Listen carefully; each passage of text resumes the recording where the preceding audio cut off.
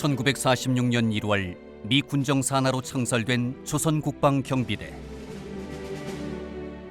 국내 치안을 담당했던 조선경비대는 1948년 대한민국 정부가 수립되며 육군으로 개칭된다.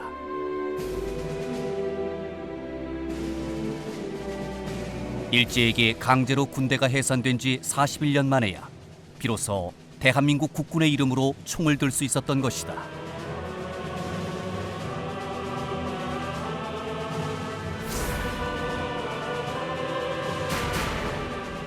하지만 우리 군의 상황은 처참했다. 군수품은 일본군이 도망치며 버리고 간 낡은 군복과 99소총이 전부였고, 병사들의 기본 식량과 월급도 미국 군사원조에 의지해야 했다.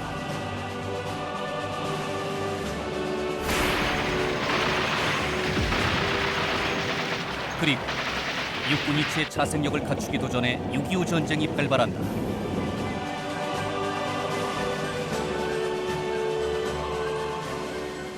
우리는 미군이 2차 대전 때 쓰던 무기를 지원받아 적과 싸우며 후방에서 병력을 충원해야 했다.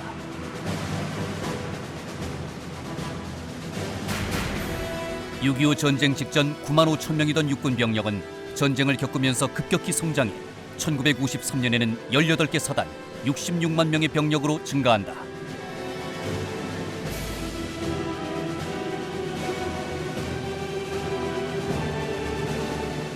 북한의 적화 통일 야욕은 좌절시켰지만 여전히 자주 국방의 길은 멀기만 했다.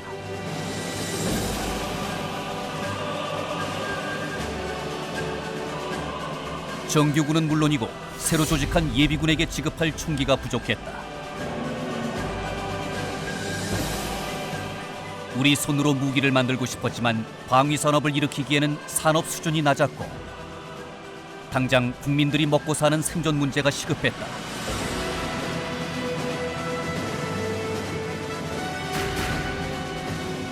두 차례의 5개년 경제개발 계획으로 기본적인 의식주 문제가 해결된 1970년대 초,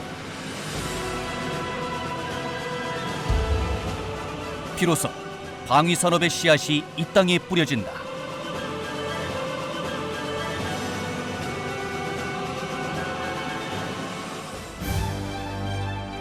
물론 육해공군 3군의 무기를 함께 만들 기술력과 자본은 없었다. 당장 북한이 또 다른 도발을 했을 때 가장 시급한 전력을 우선적으로 보강해야 했다. 그렇게 선택된 것이 지상군 전력. 그리고 육군에게 지급된 낡은 재래식 무기를 기본으로 방위산업이 시작됐다.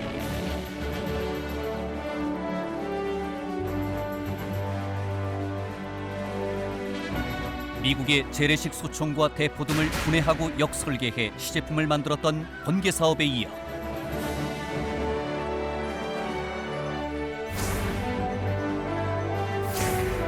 세계 최고의 소총인 M16을 면허 생산하며 기술력을 쌓았다.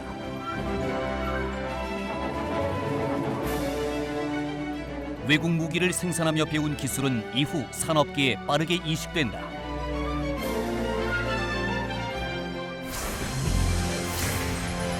소총을 생산하며 정밀기계 분야가 성장했고, 전차, 자주포, 장갑차를 만들며 궤도 장비 및 체계 종합 능력을 키웠다. 역시 1970년대에 시작된 미사일 개발의 경험은 항공우주 산업의 기틀을 마련하기도 했다.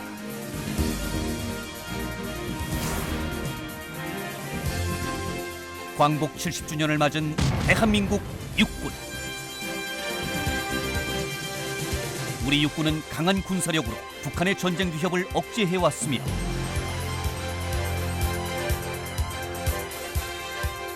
그 군사력의 한 축인 방위산업은 산업강국 대한민국의 성장을 이끌어온 것이다.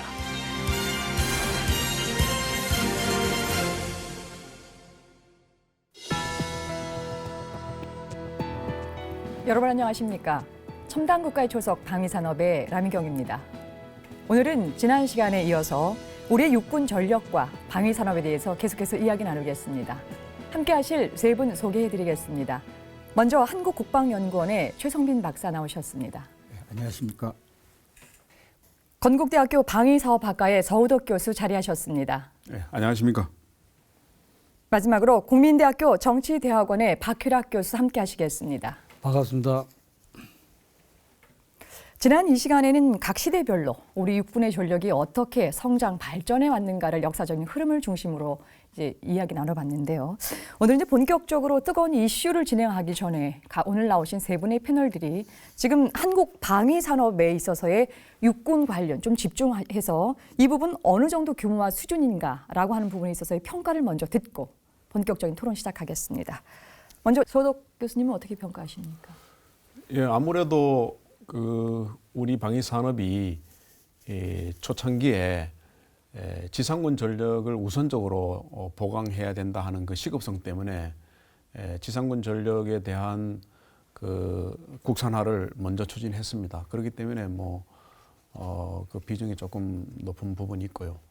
또 현재 들어왔어도 그 공군 전력 같은 경우는 이제 최첨단 전력인데다가 기술력이 조금 우리가 받쳐주지 못해서 외국에서 수입하는 그런 부분이 있습니다. 그러니까 전반적으로 지상군 무기체계 중심으로 우리 방위산업이 다 감당을 해왔기 때문에 그 비중이 상당히 높다 그렇게 말씀드릴 수 있고, 그다음에 이제 규모는 이제 그 정도 되는데 무기체계 수준, 우리 방위산업이 만들어내는 지상군 장비의 이 수준이 세계적으로 어느 정도 되느냐라는 것을 볼 때 최근에 그 언론을 통해서도 많이 나왔습니다만은 K11이라든가 복합소총, 그다음에 K9 자주포, K2 흑표 전차, 그다음에 수리온 그 기동 헬기 이런 부분들이 세계 최고 기술력을 가진 무기체계로 인정받고, 특히 그 통신 장비 분야에서 그 TICM이라고 있습니다. 차기 군의 통신 네트워크를 담당하는 그 전술 통신 체계인데요. 그 TICM이 사실 그 세계 최고 수준입니다. TMMR이라는 그 장비인데요. 이 무선 장비는 쉽게 말해서 무전기인데, 무전기 자체가 전장에 배치돼서 서로 간에 이렇게 그 인터넷 역할을 합니다. 그 다음에 보안 기능도 물론 우수하고요. 그래서 이게 아마 나오면은 세계 최고의 어떤 그 장비가 되지 않겠나 그렇게 보고 있습니다. 그 정도로 일부 장비는 세계 수준이고 그렇습니다. 예, 여러 가지 또 사례 중에서도 지금 그 TICN 그 전술 통신 장비가 좀 굉장히 우수하다라는 것을 말씀을 주셨는데요. 네. 박 교수님은 우리 규모 어떻다고 평가하십니까? 전략 개념이 우리가 이제 해공군은 미군으로부터 지원받기가 좋으니까 또 우리 지상군이 어쨌든 간에 이제 전쟁에서 이제 완결하는 그런 기능이지 않습니까? 그래서 우리가 지상군 중심의 군대를 운영하고 있기 때문에 그건 어쩔 수 없는 현상이고요. 그런데 지상군 내부에서 보면 아마 이제 이 프로그램을 보시는 실제 장병 분들께서는 조금 아마 현실과 이렇게 저희들이 말하는 것에 어떤 괴리감이 있을 겁니다. 왜냐하면 육군 내부에서 보면은 상당히 개인 장구나 이런 것들 중에서 노후화된 게 굉장히 사실 많습니다. 이제 우리 장비라는 것이 이제 한번 절증강을 해놓으면 계속 100년, 200년, 300년 쓴다면 절증강만 계속 새 걸로 하면 됩니다. 그러나 실제로 그게 노후화되고 이제 교체를 해야 됩니다. 그래서 육군 같은 경우에 지금 이제 절증강을 새로운 무기 체계도 만들지만 현재 기존에 갖고 있는 그 노후화된 장비 또 장구 이런 것들을 교체해야 될 소요가 굉장히 많습니다. 그래서 육군 내부에서는 현재 절증강 방향을 새로운 그 무기 체계 개발보다는 현재 갖고 있는 그 노후화된 장비를 좀 더 전투 가용한 상태로 좀 업그레이드 시키는 이런 것이 더 시급하다는 이런 의견도 많습니다. 따라서 이게 인원이 많고 또 이 숫자가 많기 때문에 돈은 많지만 실제 우리 육군의 절증강을 이룩하는 데는 상당히 좀 어려움이 있다는 거, 이것도 좀 생각해 볼 필요가 있습니다. 이제부터 본격적으로 우리 이제 육군 전력을 강화시켜 나가는 과정 속에 이제 지속적으로 문제가 되는 문제를 좀 한번 하나씩 짚어보기로 하겠습니다. 먼저 가장 먼저 이렇게 얘기를 좀 다뤄봐야 될 것이요. 그 육군에만 지금 너무 많은 돈이 들어가 있지 않느냐, 좀 육군에 대한 편중이라고 하는 것들이 이제 계속적으로 이제 문제가 좀 제기가 되어 오고 있습니다. 그래서 오늘은 이 부분을 그냥 양적 부분에 있어서의 숫자로 좀 말씀해 주시지 말고요. 좀 군 전력의 효율성이라고 하는 부분에 있어서의 좀 의견을 좀 모아주는 그런 토론이 좀 되기를 좀 기대해 보겠습니다. 그래서 세 분께 이제 공통으로 좀 질문을 좀 드려볼 텐데요.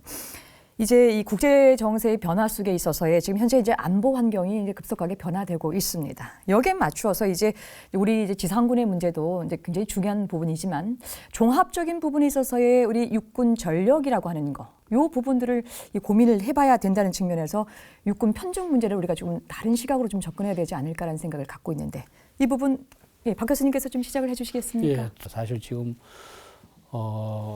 우리 인원 구성비나 또 전략에 차지하는 비중으로 봤을 때 그게 육해 공군의 비중이 어느 정도 돼야 될지는 사실 결정하기가 참 어렵습니다. 그런데 6.25 전쟁 때부터 보면 사실은 우리가 지상군 위주로 이 전투를 했습니다.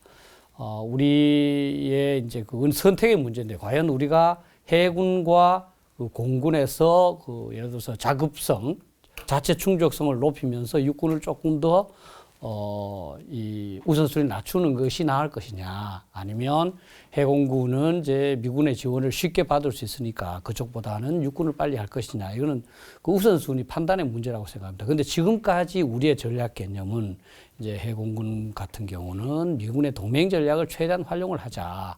그러면서 육군 위주로 우리가 좀 이제 전투에서 주도권을 가져야 되지 않겠냐, 이런 시각이기 때문에 전략 개념에 따라서 뭐 현재가 있는 거거든요. 그런 측면에서 보면 현재 육군의 노후화, 이것도 한번 꼭 좀 짚어봐야 된다. 편중이라기보다는 저는 그렇게 생각합니다.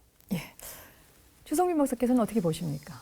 최근에 이제 그 지금 전쟁 모습이 이 뭐 육해공군이 따로 하는 전쟁이 아니기 때문에 이제 그거는 이제 빨리 없어져야 되지 않냐, 그런 의식은. 그리고 지금 뭐 국방부도 그렇지만서도 군도 편중을 빨리 벗어나고 현대전에 맞는 군을 어떻게 구성할 거냐. 그래서 결국은 전쟁을 잘해야 되는데 군은 그걸 결국은 합동성 차원에서 모든 걸 바라봐야 되지 않느냐. 그래서 전체 포션으로 봤을 때 방위력 개선비에서 지금 2014년도입니다.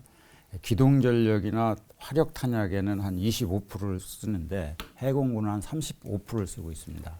그러니까 두 개가 합치면은 한 60%를 쓰고 나머지는 연구개발이나 성능개량 또 뭐 기타 유도목 이런 걸 40% 가까이 씁니다. 그래서 다시 말씀드리면 현재의 재원배분 구도는 합동성 쪽으로 가고 있는데 앞으로는 이게 더 강화돼야 되지 않겠나. 전쟁에서 이길 수 있는 전력을 증강시키기 위해서는 뭐 육군 편중 이런 거보다는 합동성 차원에서 이길 수 있는 재원도 배분해주고 또 전쟁 모습도 그렇게 돼야 되지 않느냐. 그래서 육군이 혼자 싸울 수도 없는 거고 해군이 혼자 싸울 수도 없는 처지이기 때문에 이것은 이제 빨리 버려야 되지 않느냐. 그런데 지금도 모든 데이터 보면은 육군이 얼마 쓰냐, 해군이 얼마 쓰냐, 이걸 가지고 지금 따지고 있습니다. 근데 이제 그런 것들은 빨리 지양해야 될 부분이 아닌가, 이렇게 봅니다. 네, 말씀 잘 들었습니다. 육군 편중 문제 좀 다뤄보고 있는데요. 이제 마지막으로 서 박사님 어떻게 보십니까? 70년대 그 자주국방을 위한 방위 산업을 시작할 때에 우선 시급한 그 장비 현대화를 추진하는 그 과정에서 시급한 부분이 육군 전력이었습니다. 그러다 보니까 이제 육군 장비 위주로 먼저 그 추진을 하게 되고 그러다 보니까 비중이 상당히 컸던 건 사실입니다. 그 초창기에는 뭐 육군 전체 그 방위력 개선비에서 육군의 비중이 50%, 해공군은 뭐 17, 8% 정도밖에 안 되는 그런 정도 수준으로 진행이 되어 왔고요. 그것이 1970년대, 80년대 거의 비슷한 기조로 이어져 왔고, 그러나 90년대 또 21세기 들어서부터는 이미 이 그 초창기에 그 지상군 전력을 많이 확보했기 때문에 그 다음부터는 뭐 순차적으로 해군 전력, 공군 전력 이런 부분이 확보되는 그런 그 과정을 겪었고, 그러다 보니까 점차적으로 그 비중이 상당히 조정이 됐습니다. 그 다음에 흔히 또 하는 이야기가 현대전은 해공군이 그 주축이 돼야 되는데 왜 육군 장비들이 계속 뭐 도입이 되느냐 하는 그런 이야기를 합니다. 그 부분에 대해서 제가 좀 말씀드릴 수 있는 부분은 물론 현대전은 NCW 그 네트워크 중심전 체제에서 공군력이라든지 해군력이 아주 절대적으로 그 필요한 요소입니다. 그러나 그 해군력과 공군력, 감시정찰 이런 요소들의 비중이 엄청나게 그 중요해졌다라는 것이지. 예, 그 자체가 그렇기 때문에 육군 그 지상 장비의 그 중요성이 떨어졌다 하는 것은 아니거든요.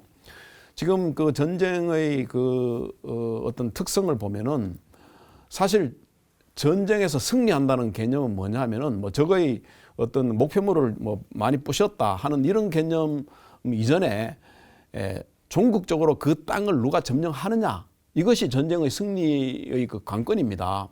우리가 아무리 뭐 공군력으로 해군력으로 많이 그 부셔가지고 저기 타격을 많이 주었다 한들 그 지역을 우리 국민 태극기가 점령하지 못하면은 점령하지 못하는 것이거든요.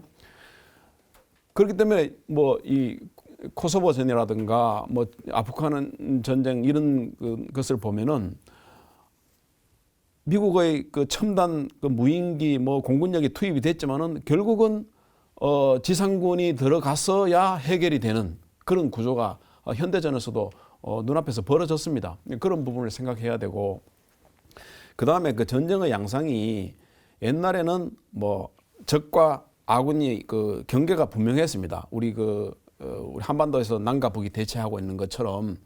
근데 요즘 전쟁은 적과 아군의 어떤 그 물리적인 경계선이 굉장히 애매하고 모호하게 발전이 됩니다. 말하자면 뒤섞이는 그런 구조가 되는 거죠. 코소보전이 그걸 말해줍니다. 그래서 이렇게 전선이 막 분명하지 않고 뒤섞이는 이런 상태에서는 공군력이라든가 해군력이라는 게 큰 의미가 없습니다. 그럴 때는 오직 그 지상군이 얼마나 효율적으로 전투력을 발휘하느냐에 따라서 그것이 결정되는 그런 부분이고 하기 때문에 그래서 지상군의 어떤 그 가치라는 것은 물론 상대적으로 공군력이나 해군력에 비해서 현대전에서는 줄어드는 건 사실입니다만 그 절대적인 가치 자체는 변하지 않는다 하는 것이죠. 그렇기 때문에 지상군 전력에서의 그 투자도 계속은 돼야 된다 하는 말씀을 드리고 싶습니다. 지금 이제 또 한 가지 제기할 수 있는 문제가요.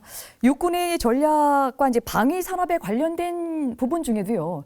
이게 육군의 포병은 이제 그 부분인데 분과인데요.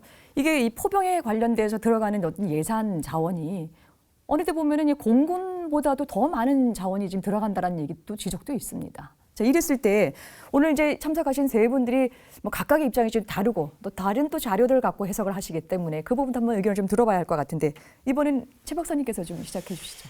예, 이게 이제 통계의 그 마력이라 할까요? 이제 어떤 해는 좀 포병이 많고 어떤 해는 공군이 많고 이런데 이제 정확하게 작년도 이제 2014년 데이터만 보면은 이제 포병을 대표하는 게 화력 탄약 분야입니다. 그게 한 14.6%, 항공기가 한 19% 이렇게 이제 쓰고 있습니다. 근데 이 화력 탄약에 이제 포병을 대변하는 게 그건데 지금 왜 하나의 예입니다만도 지금 북한은 이렇게 우리한테 위협을 할 때 불바다라는 얘기를 합니다. 뭐 하면은 불바다를 하겠다, 시키겠다. 그런데 사실 뭐 그게 맞는 말일 수는 있습니다. 수도권을 불바다 시킬 수 있는 이제 그 장사정포를 갖고 있고 그 위에 이제 아까 비대칭 위협 이런 것도 있는데 사실 그 북한이 불바다를 운운하는 거는 굉장히 현실성 있는 얘기입니다. 사실 50km, 60km짜리 방사포가 있는데 그게 이제 안양까지 내려가는 정도니까요. 뭐 군포 안양까지. 그러면 수도권은 다 커버되고요. 재래식 병기임에서도 불구하고 미사일을 동원 않더라도. 그러니까 그것을 대응할 수 있는 수단이 뭐냐 했을 때 우리나라 입장에서는 포병 전력이 대변되는 게 이제 자주포와 이제 다연장입니다. 우리 입장에서는. 그래서 그 현실성 있는 게 포병 전력이 아니겠느냐. 그래서 이쪽에 이제 투자가 많이 되고 그것을 지금도 부족하다고 이렇게 인식을 하고 있습니다. 오히려. 그래서 그쪽을 좀 보강해야 되지 않느냐 이런 생각을 갖고 있습니다. 예, 알겠습니다. 이번 서호덕 교수는 어떻게 보십니까? 왜 그러면 포병이냐 하는 부분에서 예를 들어서 지금 그 수도권을 지향하는 그 장사정포 우리 그 가장 뭐 중요한 비대칭 무기 중에 하나라고 보는데 그것이 개전 초기에 아마 가장 위력을 많이 발휘할 것이다 그렇게 보고 있거든요. 그럼 포가 포탄이 우리 우리 지역에 날아오는데 걸리는 시간은 불과 몇 초밖에 안 됩니다. 그런데 그것을 대응하기 위해서 만약에 우리 공군력이나 해군력이 동원돼야 된다면은 이 뭐 불바다가 다 끝나고 난 다음에 비행기 떠야 되죠. 날아가서 표적 해야 되고 사격해야 되고 하는 그런 그 절차상의 그런 물리적으로 반드시 소요되는 그 시간이 있고 또 숫자도 방사포가 우리는 200기밖에 안 되는데 저쪽에서는 5,500문이 있어요.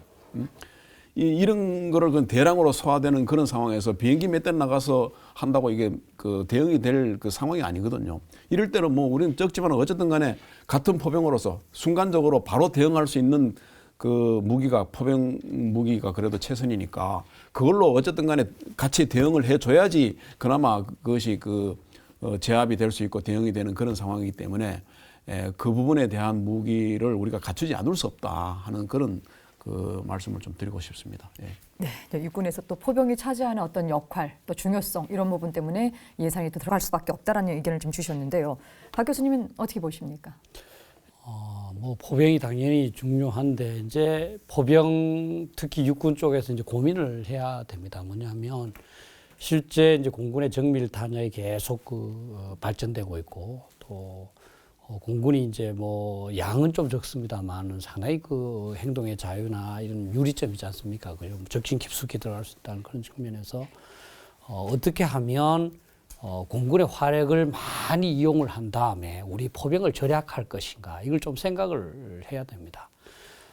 왜냐하면 그 육군, 군 전체도 마찬가지겠습니다만은 뭐 투자할 수 있는 그 양은 제한되어 있기 때문에 그래서 이라크 전에서도 보면 사실 이제 그런 공격이라서 우리 방어하고 조금 다르겠습니다만은 포병 전력이 사실은 제대로 후속하지 못한 상태에서 화력은 공군에 상당히 의존했던 그런 점이 있습니다. 또 하나 지금 이제 포병 전력에 이제 중점을 두는 것에 이제 그 어떤 그늘진 곳이랄까요. 또 다른 측면은 뭐냐면 포병 이외의 이 전투력의 이 전력 증가가 좀 약화 또는 조금 이제 등한시되고 있다는 겁니다. 그거는 바로 미래전을 어떻게 싸울 것인가에 대한 개념 이 발전이 좀 더디다는 거죠. 계속 되듯이 이제 전방 진지에 보병은 방어를 하고 포병을 쏜다 이거밖에 없거든요.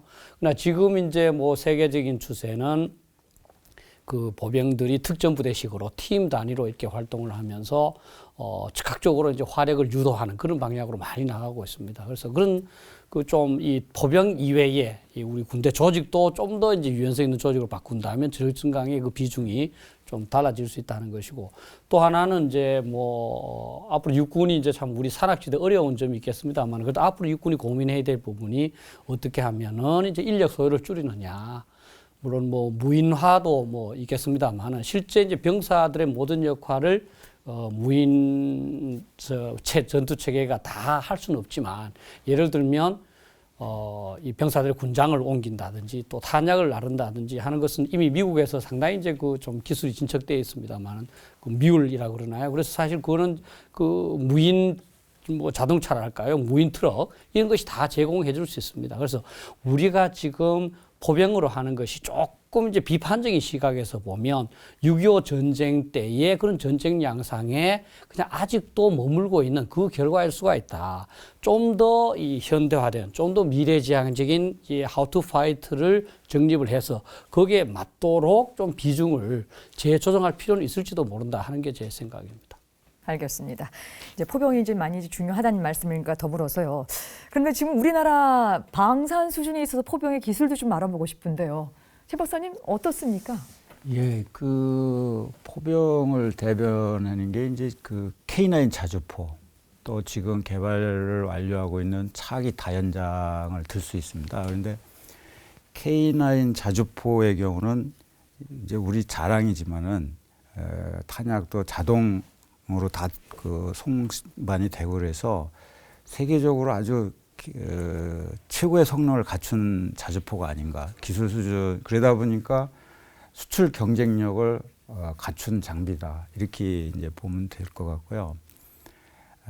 이제 차기 다연장인데 저희가 이제 그 미국의 MLRS를 이제 수입해다 쓰고 있는데 그걸 국산화를 했습니다. 그래가지고 우리만의 독자적으로 이제 뭐 전문적으로 유도 무유도를 다 쏠 수 있는 이런 아주 중요한 장비가 됩니다. 그래서 곧 전력화가 될 겁니다. 그렇다면은 지금 우리 기술 수준은 한마디로 세계적인 수준에 와 있다.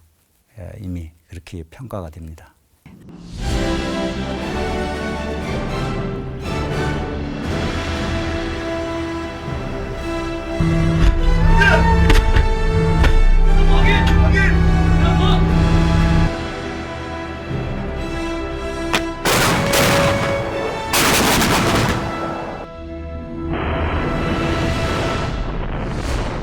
지금 여러분들은 첨단 국가의 조석 방위 산업을 시청하고 있습니다.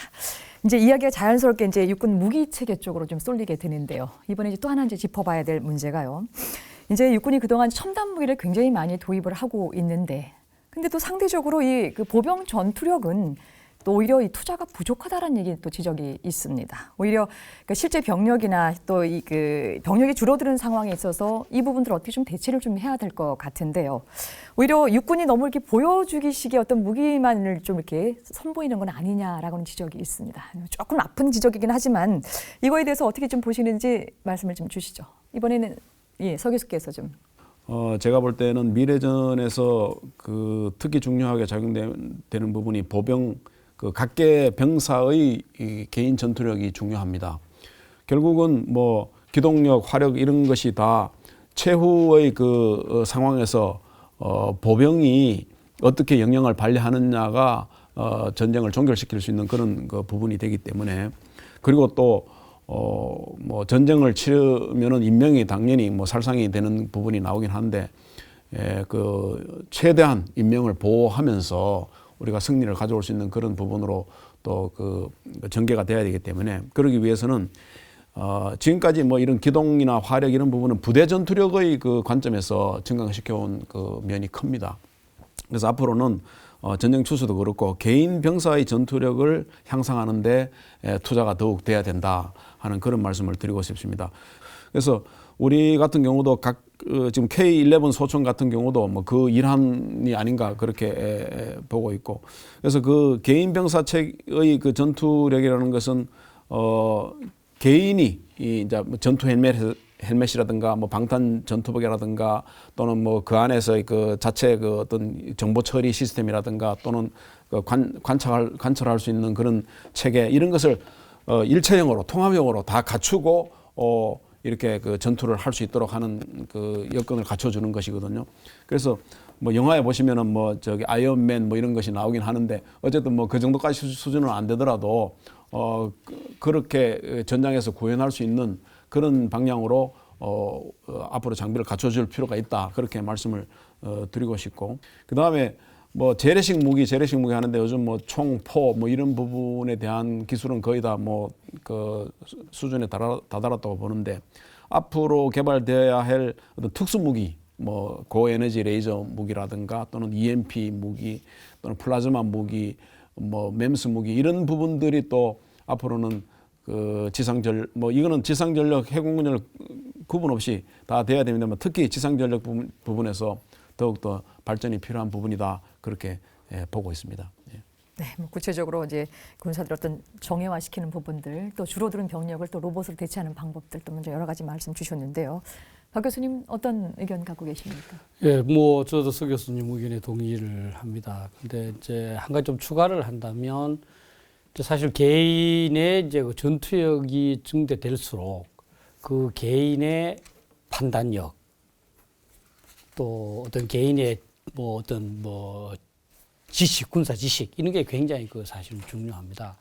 사실 북한하고 우리하고 이렇게 조금 비교해 봤을 때 개인 병사에 있어서 우리가 조금 장점을 가질 수 있다면 우리는 자유롭게 남도 상당한 그 독창성과 창의력을 갖고 이제 큰 젊은이들입니다. 사실 이 젊은이들이 저쪽에 이제 시키는 대로만 하는 젊은이들보다 좀 더 강하게 만들려면 우리 이 젊은이들을 진짜 독자적으로 판단할 수도 있도록 하고 또 이제 자기 행동에 대해 책임을 지는 조금 쉽게 말하면 좀 이제 간부화가 저는 필요하다고 생각을 합니다. 예, 그래서 이거는 뭐 유형 전투력만 우리가 자꾸 이제 생각하다 보니까 무시하기가 쉬운데 이 북한이 또 쓴 단어이긴 하지만 정군의 간부화가 저는 굉장히 중요하다. 이거 사실 평소에도 필요해요. 사실 저는 이제 항상 우려하는 것이 지금 이제 병영에서 어떤 사고가 일어난다고 해서 자꾸 간부들이 병사들의 이제 일거수일투족을 감독하라 그러면 또 병사들 수동적이 됩니다. 근데 이런 그 자기 개인적으로 굉장히 이제 위력이 있는 전투력을 갖고 있고 또 이제 무전기만 하면 바로 이제 그 지원력이 떨어지는데 이 병사들을 뭐 소대장 정도의 상황 판단할 수 있는 그런 걸로 키워야 된다. 그래서 이제는 앞으로는 유형적인 또 무기 체계 지향적인 그런 것도 중요하지만 우리 병사 개개인을 얼마나 소부대 지휘의 리더십을 갖도록 만드느냐 이것도 굉장히 중요하고 여기에 좀 투자가 좀 있어야 되지 않나 이렇게 생각합니다. 예, 알겠습니다. 최 박사님은 어떻게 보십니까? 부병은 기본적으로 소화기부터 공용화기 뭐 이런 걸 이제 박격포라든지 이런 걸 갖고 있는데 그것을 조금씩 발전을 시킵니다. 조금씩 업그레이드 시키는데 한계가 있습니다. 그거 나름대로. 그러다 보니까 현대전에 맞는 무기 체계가 도입되고 그거에 비해서 상대적으로 우리는 변하지 않지 않느냐 이런 이제 의미로 해석이 되고 또 육군은 이미 기계와 기동력을 앞세워서 뭐 굉장히 발전하고 있습니다. 그래서 이제는 정보화된 군 이게 이제 필요합니다. 그래서 뭐 오래전부터 우리 군도 정보화군을 추구하고 있는데 아직도 그게 지금 좀 미흡하지 않나 또 기술군, 정보화군 이것들로 가야 되지 않느냐 그러면은 실질적으로 그 의미가 뭐냐면은 혼자 싸울 수는 없다. 상호 공유해가면서 정보를 공유해가면서 싸울 수밖에 없는데 그런 체제, 인프라는 아직은 미흡하다 이렇게 봅니다. 예. 예, 그렇다고 한다면 지금 현재 우리 육군의 보병의 무장 수준 어느 정도인지 또 어떤 것들이 좀 미흡한지 좀 한번 짚어봐야 할 것 같은데요.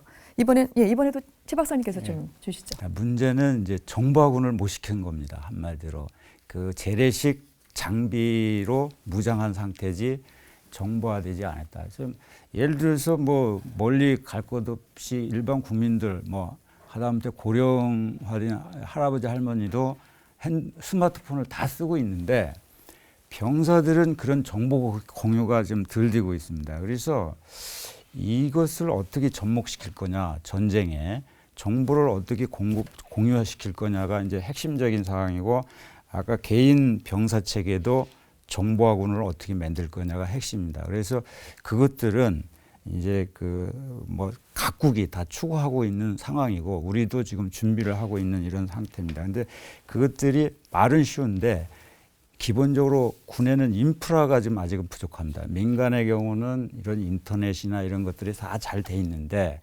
군에 그런 것을 깔려면 어마어마한 돈이 들어갑니다. 왜냐하면 보안을 요하기 때문에. 그래서 아까 TRCN 사업 같은 것이 빨리 전력화 됐을 때 이런 일들이 가능하지 않겠느냐 이렇게 봅니다. 네, 알겠습니다. 서 교수님 어떻게 보십니까? 앞으로 이 부분이 가려면은 소위 말하는 사물 인터넷 개념이 거기 도입이 돼야 되거든요. 그래서 병사가 관측을 쉽게 할 수 있는 그런 장비도 뭐 예를 들어서 헬멧에다가 구비를 하고 또 상황을 볼 수 있는 그런 그 부분도 갖추고 그래서 뭐 정보가 사물 인터넷 개념을 통해 가지고 개인 병사가 자기 분대나 소대의 어떤 그 상황에 대해서 인식을 할 수 있는 그런 그 여건을 제공을 해주고 또 뭐 그 개인의 어떤 그 생체 변화에 관한 부분도 인식하고 또 조치할 수 있는 그런 그 부분도 거기 넣어줘야 되고 또 뭐 그 화기 부분도 우리 K1 복합수송 나왔습니다만 뭐 굴절 화기라든가 뭐 이런 다양한 상황에 적용할 수 있는 그런 화기에 대한 부분도 발전이 돼야 되고 또 뭐 개인 병사가 그렇게 할 수 있는 것뿐만 아니고 좀 더 나아가서 궁극적으로는 그 소부대 단위, 지금 우리가 구현하는 것은 뭐 사단급이나 연대급이나 그 대부대 단위에서의 어떤 네트워크라든가 감시 정찰이라든가 화력 이런 부분은 대충 구비가 되는데 실질적으로 막상 전투에 들어가면은 이 소부대 단위 전투가 굉장히 중요하거든요. 그래서 소부대 단위에서 갖추어져야 되는 어떤 그 네트워크 중심전의 개념이 구현이 돼야 된다 하는 것이죠.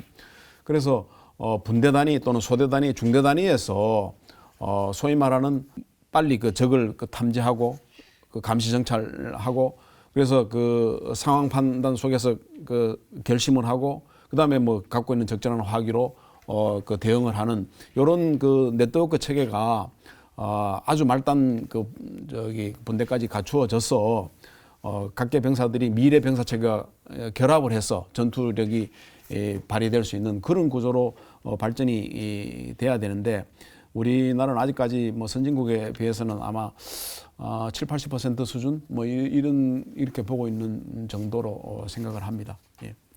이제 또 하나 이제 이 점도 좀 짚고 가야 할 것 같은데요. 이제 우리 이제 북한에 대한 평가 문제입니다. 경제난에 여전히 시달리고 있고 이제 김정은 체제로 들어오게 되면서 뭔가 체제 불안적 요소가 여기저기 보이기는 하는데요.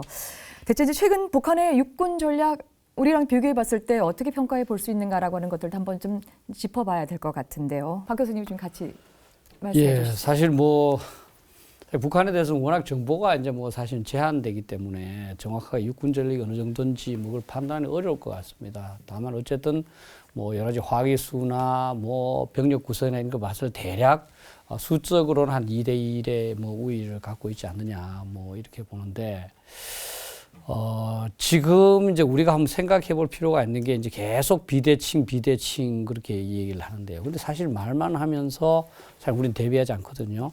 그래서 이제는 북한의 비대칭제 전체에 어떻게 대응할 것이냐, 육군이 대응하고 이런 것이 아니라 특히 뭐 잘 아시겠습니다만은 핵, 또 뭐 미사일 여기에 어떻게 대응할 것이냐 하는 이런 점에서 좀 비교를 해봐야 되지 않느냐.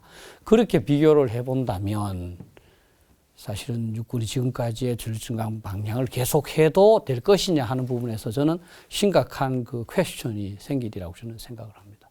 예, 뭐 그 부분 다시 나중에 좀 더 종합적으로 체계적으로 이제 한번 좀 토론을 좀 해야 될 것 같습니다. 이번엔 서우덕 교수님은 어떻게 보십니까? 전투력이라는 것은 무게의 수 그리고 그 질적인 면 그리고 운영적인 면 이런 부분이 다 결부가 돼서 그 종합적인 전투력을 발휘하게 되는데 뭐 수적으로 약한 거는 현실적으로 뭐 어쩔 수 없는 거고 그 숫자를 또 맞추기 위해서 따라가는 것도 사실 그 어렵고요. 맞지 않는 부분도 있고 그래서 어차피 이제 질적인 부분으로 강화를 시켜 나갈 수밖에 없는 그런 그 상황이고 이 질적인 부분을 계속 추구하는 것은 또 비단 그 북한에 대한 것뿐만 아니라 미래 북한이 아닌 다른 위협에 대한 대응을 위해서도 질적인 부분에 대한 향상은 반드시 필요합니다. 그런 부분에서 뭐 꾸준히 이 부분은 발전시켜 나가야 된다 그렇게 보고 있습니다. 예. 주 박사님은 어떻게 보십니까? 예, 사실은 국방부는 이미 이제 북한에 대해서 지상군도 계속 유지 발전시키고 있다 이렇게 평가를 하고 있습니다. 뭐 경제난을 겪고 있지만은 군을 최우선적으로 육성하기 때문에 북한 입장에서는 지상군을 현상 유지 정도는 또 발전적으로 보고 있습니다. 또 아까 뭐 비대칭은 더 뭐 강화되고 있고 그런데 70년대 전까지는 이제 북한의 군수 산업이 우리 방위 산업보다 앞섰습니다. 그래서 자급도가 굉장히 높았고 이미 뭐 소위 말해서 재래식 병기의 그 작업률은 완벽하게 하지 않았냐 이런 이제 평가도 있었습니다. 근데 이제 80년대 경제난을 통해서 이제 그게 어려워졌습니다. 북한 군수 산업을 유지한다는데 좀 어려운 점이 있었다. 그래가지고 결국은 여러 번 얘기했지만 비대칭 전력인 핵 미사일 쪽만 집중하는 모습으로 가지 않겠느냐. 또 그렇게 가고 있고요. 그래서 북한의 그 육군 전력은 이제 기본적인 것을 유지하지만 좀 악화되지 않겠느냐, 악화되어 가고 있지 않느냐 이렇게 평가가 됩니다.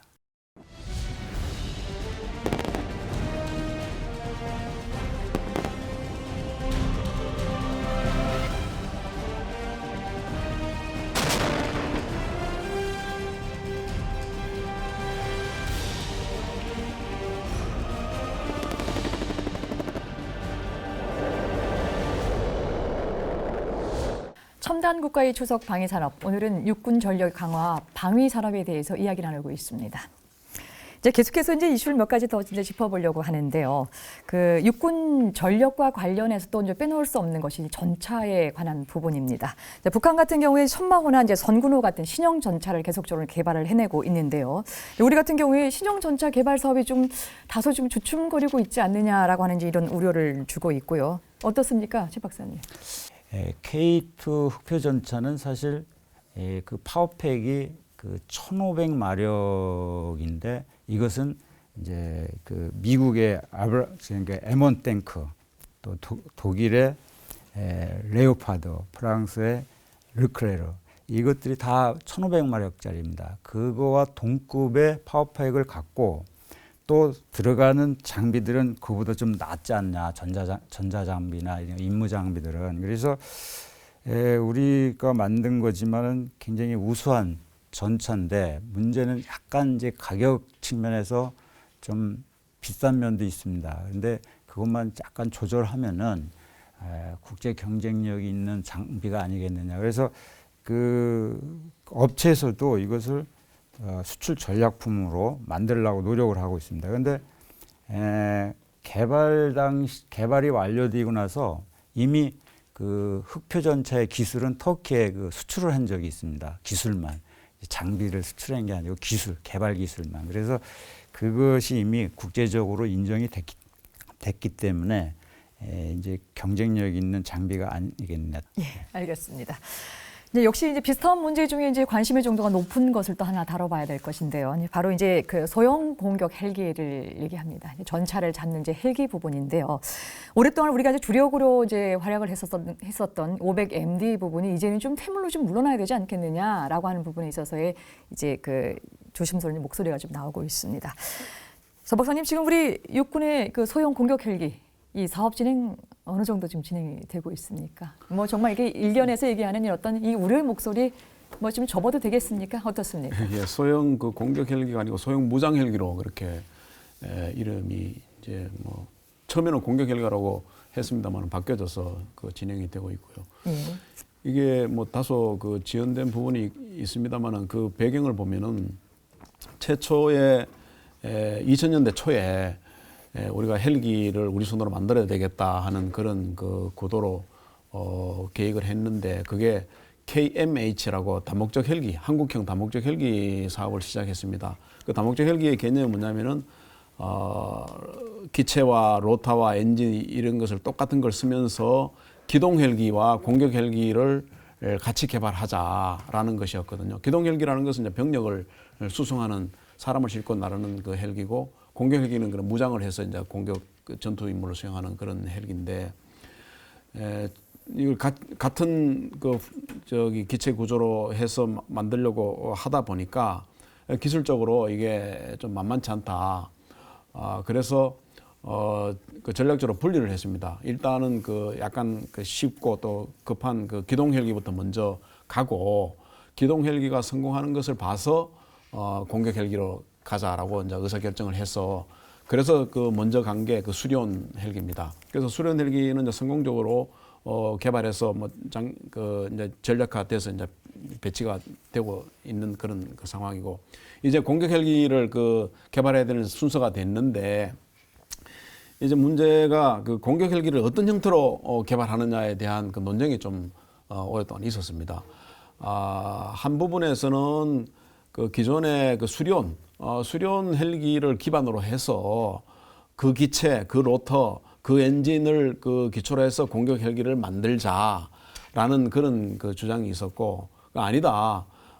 그렇게 되면은 그 뭐 말하자면 수송용 그 기동 헬기를 갖고 전투를 한다는 것이 그 개념이 맞지 않는다는 거죠. 그 공격 헬기는 일단 날렵해야 되고 뭐 해야 되는데 뭐 둔중한 그런 그 몸체를 갖고 어떻게 전투를 하느냐 또 뭐 이게 중량이라든지 그 크기 이런 것도 맞지 않다 뭐 이런 그 주장이 있었고 그래서 대안으로 공격 헬기를 이원화시켜서 대형 공격 헬기와 소형 공격 헬기 그런 체제로 가자.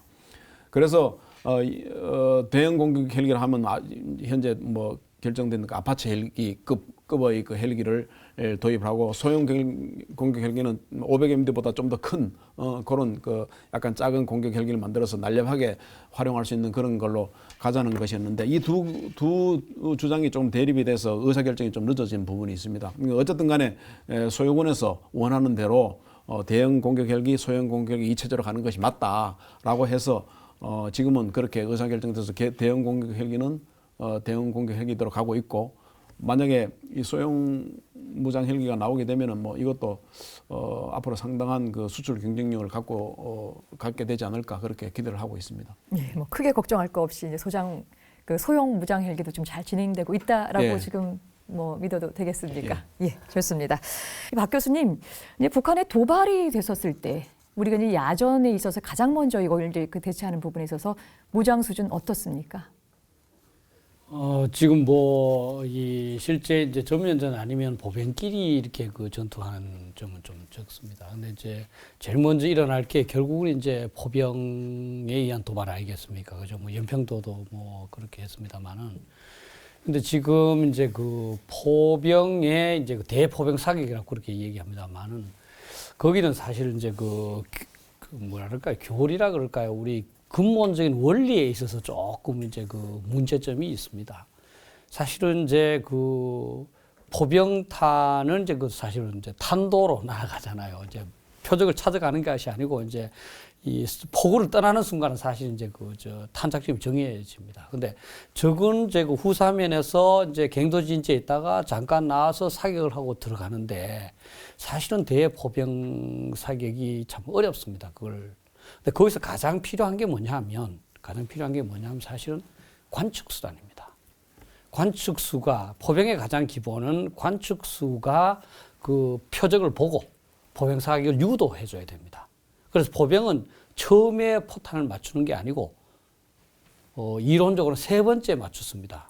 뭐 두 번째 맞출 수도 있겠습니다만은 첫 번째에 어느 기준포가 쏘면은 그게 더 멀다. 좀 당겨서 쏘고 맞았다. 그럼 전체 포대가 이제 같이 쏘는 거거든요.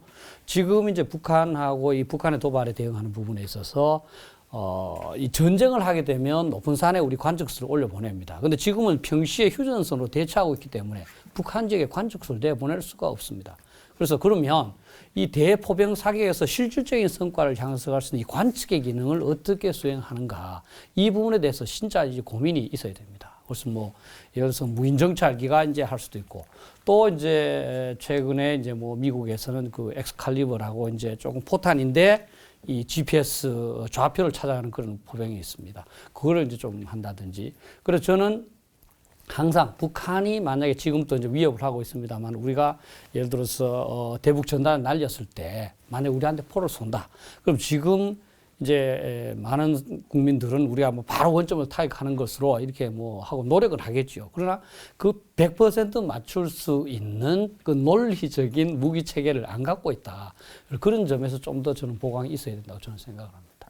네, 이제 벌써 이제 토론회 이제 마감할 시간이 다 됐는데요. 우리 육군의 전력 그리고 우리 방위 산업 발전에 있어서 이런 부분 꼭 좀 당부를 좀 하고 싶다라는 말씀이 좀 있을 것 같은데요. 이번에 소덕 교수님께서 먼저 좀 시작을 해주시죠. 예, 당부의 말씀 부탁드리겠습니다. 예, 앞으로 우리가 발전시켜야 될 그 방위 산업의 방향이라면은 제가 좀 말씀드렸습니다만은 첨단 전력, 그 장비의 질적인 수준을 높이는 그런 방향으로 당연히 그 진행이 돼야 됩니다. 조금 전에 그 박일학 교수께서 북한의 그 포병을 그 대응하기 위해서는 대포병 그 화력을 운용해야 되는데 그 표적 찾는 것이 굉장히 어렵다, 그렇게 말씀을 하셨거든요. 바로 그런 부분입니다. 우리가 그 표적을 찾으려면은 요즘 우리가 갖고 있는 장비는 그 레이더를 사용해서 적에 날아오는 그 포탄의 탄도를 추적을 해서 그 탄도를 역계산해서 그 원점 발사한 지점을 찾아가서 바로 타격하는 이런 방법을 쓰고 있는데, 그렇게 하려면 이 레이더 성능이 굉장히 좋아야 되는 거거든요. 그래서 우리나라가 사실은 기동 장비, 화력 장비, 뭐 함정, 여러 가지 재래식 무기가 굉장히 그 발달이 돼서 세계 수준이라고 하는데, 그 레이더 또 이런 그 아주 첨단 전자장비 부분이 조금 약합니다.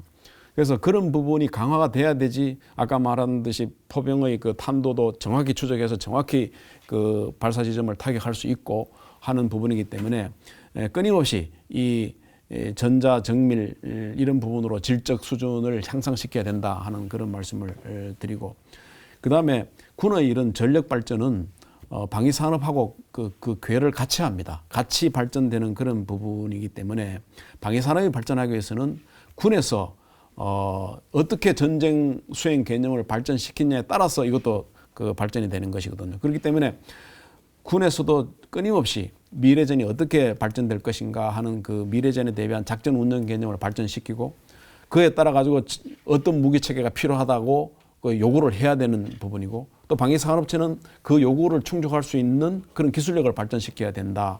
그래서 이 군의 전력 발전 개념과 또 방위산업이 유기적으로 같이 발전하는 그런 구도로 앞으로 발전이 돼야 되지 않겠느냐, 그렇게 생각을 합니다. 네. 마지막으로 박희락 교수께서. 예, 저는 이 현재가 이제 사실은 지금까지 쭉 한 게 이제 유형 전력을 많이 이야기를 했습니다. 근데 사실 통상 전력을 얘기할 때 항상 우리는 뭐 유형 전력과 무형 전력이 있다, 그렇게 얘기합니다. 사실 무형 전력에 대해서 좀 더 관심을 가져야 되겠다. 그 무형 전력 중에서 가장 중요한 거는 사실 우리 병사들의 교육 훈련입니다. 병사들이 진짜 부여된 임무를 확실하게 수행할 수 있는 그런 능력만 갖춘다면 무기 장비가 조금 미흡하더라도 우리 전체 전력은 높아진다, 이렇게 생각합니다. 그다음 두 번째, 그보다 더 중요할 수도 있겠습니다만, 간부들이 높은 군사적 전문성, 지식을 갖춰야 됩니다. 이제 작전 계획을 진짜 최선의 작전 계획을 수립을 해서 조금 전투력이 모자라더라도 이길 수 있는 그런 전문성을 가진 이제 간부들이 되어지지 않느냐. 인적 자원, 이 인적 자원의 질을 높이는 것이 어떤 유형 전력의 어떤 첨단성을 강화하는 것보다 더 중요할 수 있다 하는 것을 우리 모든 간부들이 좀 유념해 주셨으면 좋겠습니다. 이상입니다. 네. 오늘 세 분 말씀 정말 잘 들었습니다. 육군의 전력 강화 문제와 방위산업 문제, 오늘 토론을 쭉 들었었는데요. 결정적으로 핵심적인 기술도 굉장히 중요하겠지만 유형의 인적 자원의 어떤 질을 높이는 부분들도 간과해서는 안 될 것 같습니다. 첨단 국가 주석 방위산업, 오늘 준비한 것 여기까지입니다. 다음 주 이 시간에 찾아뵙겠습니다. 안녕히 계십시오.